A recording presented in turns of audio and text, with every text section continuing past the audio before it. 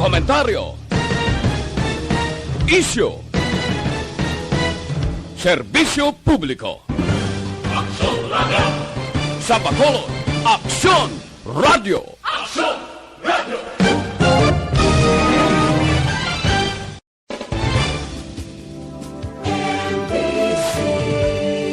Manila Broadcasting Company. Sa Balita, komentaryo, issue, serbisyo publiko. Aksyon Radio! Sa Bacolod, Aksyon Radio! Aksyon Radio!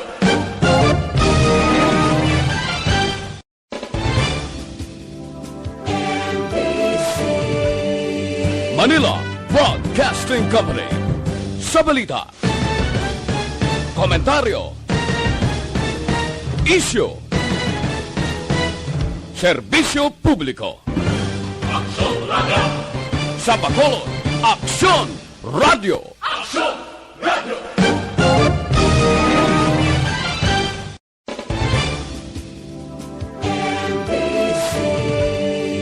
Manila Broadcasting Company. Sa Balita, komentaryo, Dime la size. Ang oras ginadulong sa inyo sang Scant Marketing. Tangki mo sang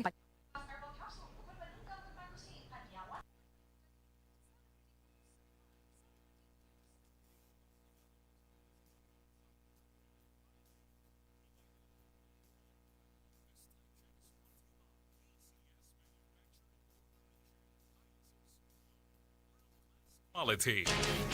Aksyon! Balita Evening Edition. Magadulong sa inyo sang mga nagapanguna ng balita lokal, national, international, sports, kag entertainment. Aksyon! Balita Evening Edition. Kag karon ang inyo news team. Una sa balita, una sa aksyon. Mayong gabi syudad sa Bacolod, Western Visayas, kag bugos nga Pilipinas. Welcome na sa pagpangalagad sa aksyon na Balita Evening Edition. Ang karon nga adlaw Webes, Abril 29, 2021. Ako ang inyong matag balita Aksyon, Dale Salazar. Para sa mga headlines, una kita sa mga balita lokal. Timprano nga curfew sa Negros Occidental, magapadayon tubtob Mayo 31. SP sa Bacolod ginawalat pang sabating Congressman Gasataya sa estado sang redistricting bill. Sa balita national, pagbakuna sa wala nalakip sa priority list ginalantaw mo umpisahan sa Agosto kon Setyembre. Gobyerno nagapangita sa iban nga source sang drug nga ginausal sa mga COVID-19 patients. Detalye sa mga balita lokal pagkatapos gid lamang sini.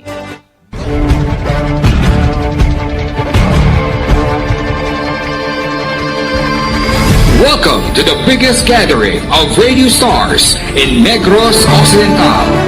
This is the biggest and most coveted recognition for people and voices behind the microphone in the island. Liwat nga nagbaton sang pagpasidungog ang mga katapo kag programa sang Aksyon Radyo Bacolod sa ginpatigayon nga tingog kag Handurawan Awards 2021. Ladies and gentlemen, our icon of radio in Negros Occidental this year goes to Fred Salanga of DYEZ Aksyon Radio. Ginkilala bilang icon of radio in Negros Occidental, si Aksyon Fred Salanga. Anchorman of the Year, si Aksyon Boy Duran. Ladies and gentlemen, for Anchorman of the Year, and the winner is Renato Boy Duran of DYEZ Aksyon Radio. Reporter of the Year, si Aksyon Eric Magbanwa. For Best Reporter of the Year, and the winner is Eric Magbanwa of Aksyon Radio Bacolod. Special awards for broadcast engineering, si Aksyon Henry Espolgar. Our Tingog Kaghandurawan Awards Special Awards for Broadcast Engineering. And the winner is Henry Espolgar, DYEZ Aksyon Radio Bacolod. Best Entertainment Program for AM, ang harana sa DYEZ Aksyon Radio Bacolod. The nominees for Best Entertainment Program for AM, Ronda Extra, Tingog Mo, Tukibon Ko, and Harana. And the winner is Harana by Aksyon Radio Bacolod. Aksyon Radio Bacolod, #1. Madamo nga salamat mga ka-aksyon sa padayon nga pagsalig sa matugtuod nga numero 1 nga istasyon. DYEZ, Aksyon Radyo Bacolod. Aksyon Radio Bacolod number 1.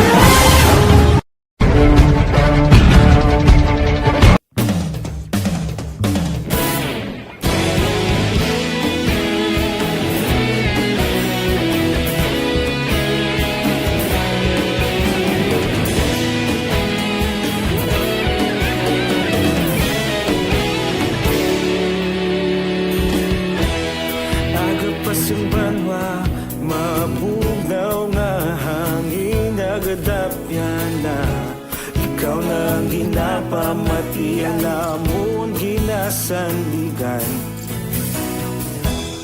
tingog sang probinsya kamatuuran ginapalap na mensahe nga may dala paglaom kag kasanag tinuig na nagligan ikaw gihapon ang ako nga istasyon sa pagbudlak sang adlaw sa pagtuhaw sang biton mga balita nga dala inspirasyon Aksyon Radyo Bacolod man sa gihapon padayon Aksyon Radyo Bacolod saludo sa imo padayon Aksyon Radyo salamat sa pagserbisyo patas kag balanse matuod nga mensahe wala sang hinagang pilihan padayon Aksyon Radyo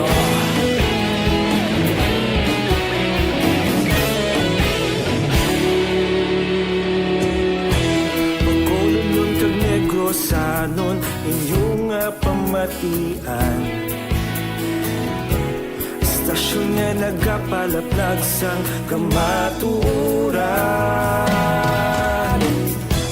mabakod nga prinsipyo reporter handa sa serbisyo kahapon karon kag sa gihapon kita magapadayon tinuig na nagligan ikaw gihapon ang ako nga istasyon sa pagbutlak sang adlaw sa pagtuhaw sang biton mga balita nga may dala inspirasyon Aksyon Radyo Bacolod man sa gihapon padayon Aksyon Radyo Bacolod saludo sa imo padayon Aksyon Radyo salamat sa pagserbisyo patas kag balanse matuod na mensahe wala sa gilagang piligan padayon Aksyon Radyo Una sa balita, una sa aksyon, sa Bacolod Aksyon Radio. Una sa balita, una sa aksyon, sa Bacolod Aksyon Radio. kita ulog na na'y sinsan ang mga kalintangan responsable na pagbalita pagdayon na ipalag na malasing pero sigurado aksyon na may dalaman palanggan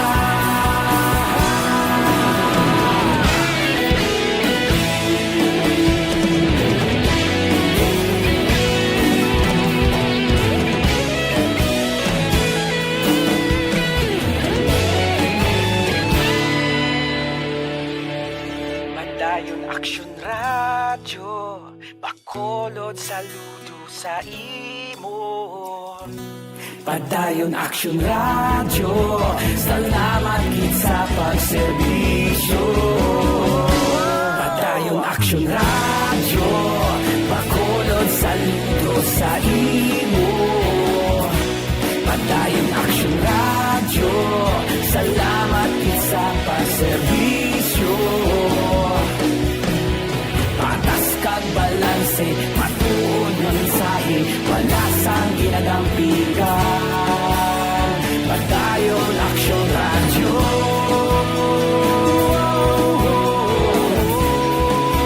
Padayon Aksyon Radyo.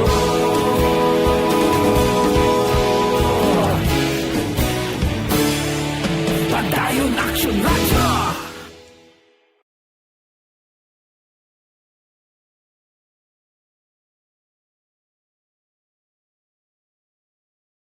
Sa balita, sa aksyon.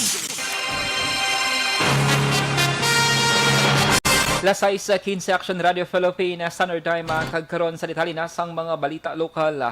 Ginalauman nga antes sa Mayo 1 maka-issue si Bacolod Mayor Binglio Diaz ng executive order nga nagapalawig sang modified general community quarantine sa syudad.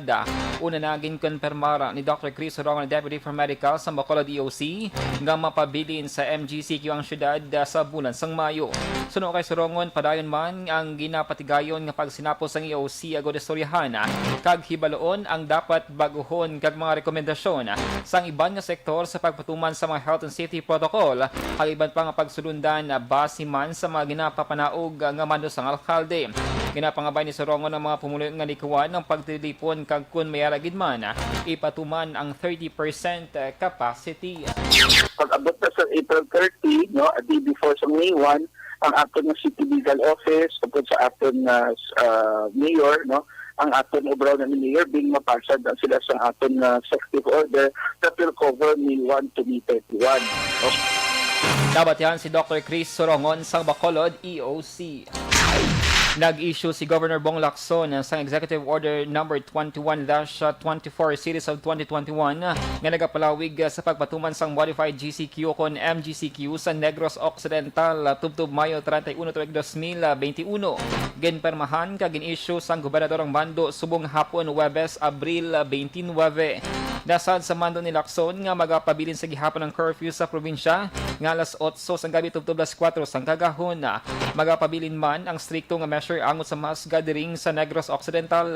Nasad man sa mando sang gobernador nga tanan nga traveler pasulod sa probinsya ang kinahanglan nga mag-register sa SPAS samtang tanan nga establishmento ang dapat naman nga mag-register sa staysafe.ph application. Sa iban nga balita lokal, patay ang motorcycle rider samtang pilason man ang upod sini matapos aksidente nga nagbunggo si saka pribado nga salakyan sa may hasyenda de la Barangay Lantad, syudad sang Silay kay nasang aga Abril 29. Ang biktima ging kilala kay Jovel Ramirez Jr., 35 anyos, residente sang Maraparasit, Barangay Villamonte, syudad sang Bacolod. Sini siya nga pagpangusisa ni Police Lieutenant Colonel Robert Pitateng, hepe sang Silay PNP, sakay si Ramirez siyang motorsiklo samtang angkas ni si Remus Bahati, 31 anyos, sang aksidente nga nagbunggo head-on collision sa nasugatas ni nga Mitsubishi Adventure nga ginamaneho naman ni Joe Van Hamandre, 40 anyos, residente sang Barangay Commonwealth, Quezon City. Suno kay Pitate, ginhingagaw pa kung tanit dala si Ramirez sa may Teresita Halandon Hospital. Apang gindeklarar nga dead on arrival. Samtang parayon pa naman nga ginabulong si Bahate sa hospital. Yung motorcycle riders going north ni sila, supposed to be makadto sila sa Pulacawan Beach. And then ang adventure naman going Bacolod City. May nasundan yung motorcycle dump truck. Tapos nag-overtake ini siya. Wala pa sa siguro sa clear view, nag-overtake siya sa dump truck na igo na gid ang Mitsubishi. Nabatyan ang hepe sang Silay PNP, si Lieutenant Colonel Robert Petate. Sa dugang pang balita lokal, pagahulaton pa sa sangguniang panglungsod ang update gikan kay Bacolod Congressman Greg Gastaya angot sa redistricting sang Bacolod City. Sa interview kay City Councilor Al Victor Espino sa Action Hotline, ginpahig sini nga kun may sabat na si Gastaya, plano sini nga liwat nga magpasar sang resolusyon nga nagasuporta sa mga plano. Suno kay Espino, isa sa positibong epekto sa pag-redistricting sa Bacolod amo ang mas dako nga budget para sa syudad kag mas madaw pa nga infrastructure kag proyekto gikan sa gobyerno nasyonal. Nagapati sa Espino nga ang plano nga pagtunga sa Bacolod sa duha ka distrito ang madesisyonan antes ang eleksyon. By the next session, makakasag siya sang reply sa amon. And by the next session, if I receive that reply and if I have time, I will move for another resolution. I will propose another resolution supporting. Ang kaya mo na lang nang kulang patunga sa Bacolod City. Ang action coming from the Sangguniang Panglungsod. Nabatyan si City Councilor Al Victor Espino. Sa katapusan nga balita lokal, nagpangabay si Don Salvador Benedico kon DSB Mayor Marcelin de la Cruz sa pumluyo nga likawan anay ang pagpanutod ini matapos nga nagluntad ang sunog sa may Spur 21 Barangay Kumaliskis kahapon nga adlaw Miyerkules. Suno kay de la Cruz tuman kay init subong sang panahon gani dapat nga maghalong sa kalayo. Gintugyan naman sa alkalde sa Bureau of Fire Protection kon DSB ang pag-imbestigar sa mga sunog. Unang sining sa interview sa Aksyon Radio Bacolod ginpahang Senior Fire Officer 2 Ladi Maglasang ang OIC sa DSB BFP gamayar sang nagpanutod nga tawo sa ibabaw nga portion sa lugar nga wala ni hingagaw palong kaginhuyop sang hangin. Ginabantang nga nagdangan sa tunga sa hektarya ang nasunog nga kabahin sang Northern Negros Natural Park o kon NNNP. Una sa balita, una sa aksyon. Lasay sa 21 Action Radio Philippine Standard Time, boost your immunity with KB.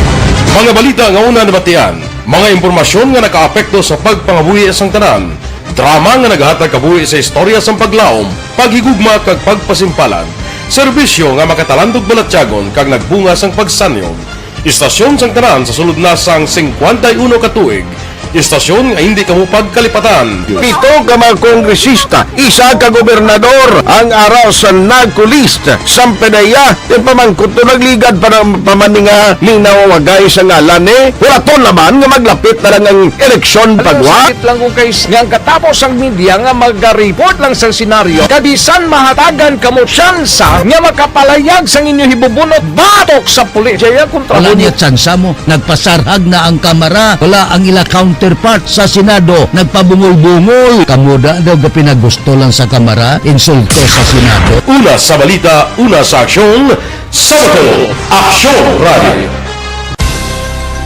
Today, DOA is confirming that a 38-year-old female Chinese patient under investigation, or PUI, is positive for the novel coronavirus 2019-10-CoV. I issued an order to Executive Secretary Major Dia clearly laying down the responsibilities of each department in implementing the Bayanihan to Heal as One Act. Makabig nga pinakadako nga hangkat nga natubang sang pungsod Pilipinas ang COVID-19 pandemic. Tanan nga sektor ang apektado. Tanan nga kinahanglan sang pagtamod kag nagakaigo nga pagserbisyo. Bisan pa ang industriya sang pagwaragwag nagapangatubang sang kaangay nga pagpanghangkat. Apang Aksyon Radio Bacolod wala nagbiya sa pagpangalagad sa kahanginan sa pihak sang kabudlayan, peligro kag risgo nga dulot sang pandemya.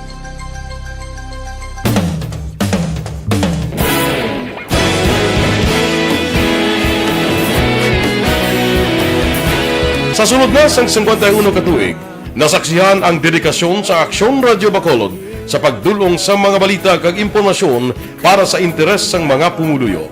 Pila na ka henerasyon ang nag-agi, komitido sa gihapon ang Aksyon Radio Bacolod nga mag-alagad sa kahanginan nga tampad, wala sang ginadampigan kag ginahalungan ang kamatuuran. Sa tunga sang mainit nga away sa politika, ang istasyon nagapabilin na nga patas sa pagtalakay sa mga isyu kag problema. Bilang tagbantay sa kamatuuran, ginatagan sa importansya ang tawhanon nga kinamatarong kag nagakaigo nga proseso agud mawaragwag sang husto ang balita kag malikawan ang paglapta sang salak nga impormasyon. Sa pagluntad sang kalamidad, gindulong sa inyo ang sitwasyon sa palibot kag padayon nga nagahatag sang pahanundom agud maluwas ang kaugalingon, ang pamilya, kalakip na ang tanan nga kaaksyon. Sa tion sang kasubo, nanari-sari nga mga matahom nga drama ang nagalingaw sa inyo. Ang inyo reklamo amon ginpamatian kaginhatagan sang aksyon. Padayon ang reforma sa serbisyo ang ginahimo sa Aksyon Radio Bacolod agud madulong ang balita sa diin ka man nga bahin sang kalibutan. Ang Aksyon Radio Bacolod nagapanguna sa kadamuon sang online engagement sa isla sang Negros. Ang Facebook followers sa istasyon ang nagdangat na sa masobra tunga sa milyon. Bacolod kag Negros anon inyong pamatian. Istasyon nga nagapalaplag sang kamatuuran. Humalin sa tutubtub subong, nagapanguna sa gihapon sa balita, serbisyo publiko kag kalingawan ang Aksyon Radio. Napili bilang finalist sa UP Broadsox Choice for Gandingan ng Katarungan sang Gandingan Awards 2020 ang Aksyon Radio Bacolod. Naghakot man sang pagpasidungog na makatapo kag programa sa Aksyon Radyo Bacolod sa Tingog kag Handurawan Awards 2020. Ang tanan nga kadalagan nga naangkon sa Aksyon Radyo Bacolod sa masobra 5 kadekada ang nagapatimaan lamang sang padayon nga pagsalig sa mga pumuluyo sa radyo nga nangin kabahin na sa ila matag adlaw nga pagpangabuhi. Aksyon Radio. Una sa balita, una sa aksyon. Sa Bacolod, Aksyon Radio.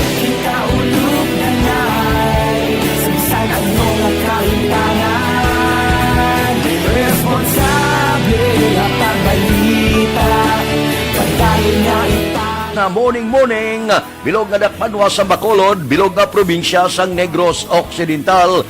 Aksyon Hotline.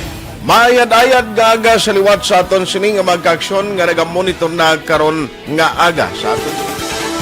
Maayong udto Pilipinas, Aksyon Balita Banat Bulig.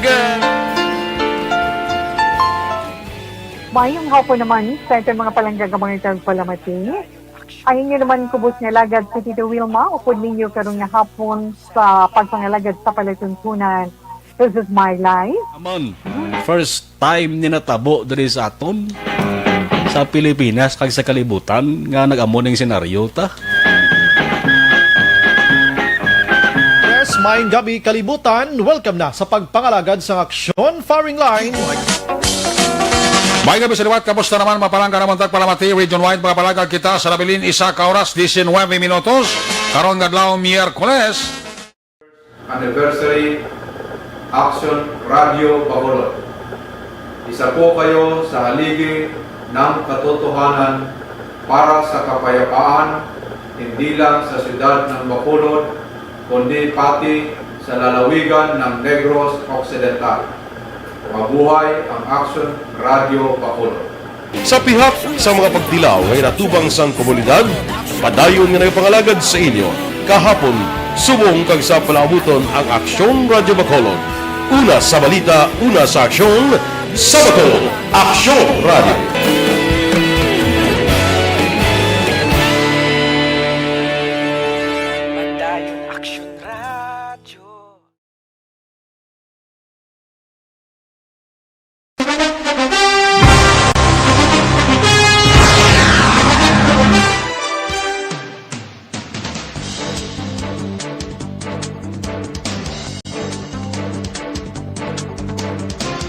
Lasay sa 27 Action Radio Philippines Standard Time kagaron sa litali na sang balita nasyonal.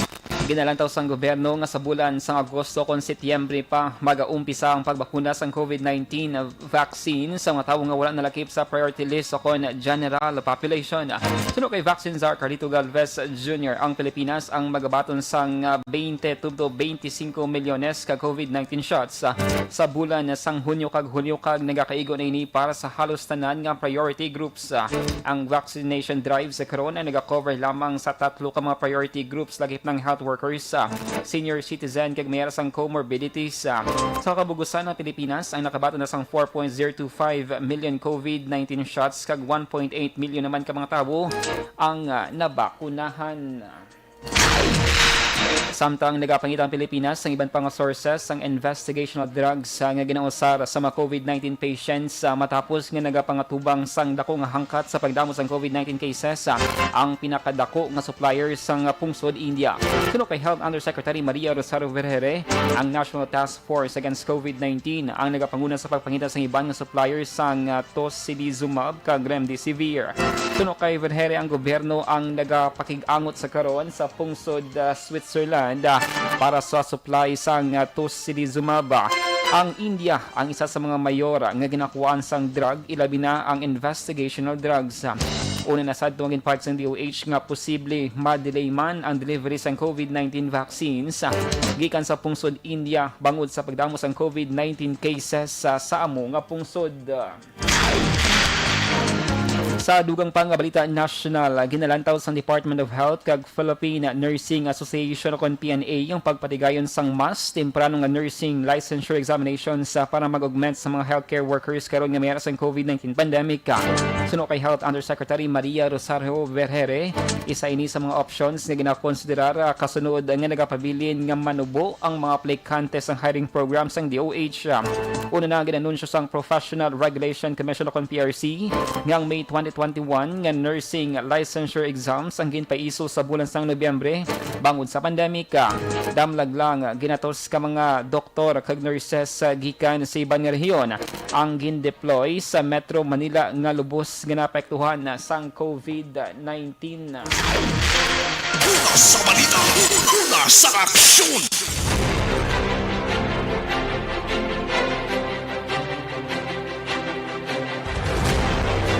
Lasay si Media Action Radio Philippine Standard Time. Inyo na batian ang kabugusan nga mga balita sa Aksyon Balita Evening Edition. Karon nga adlaw Abril 29, 2021. Salawat akong inyong atag balita Aksyon Dale Salazar. Una sa balita, una sa Aksyon sa Bacolod Action Radio.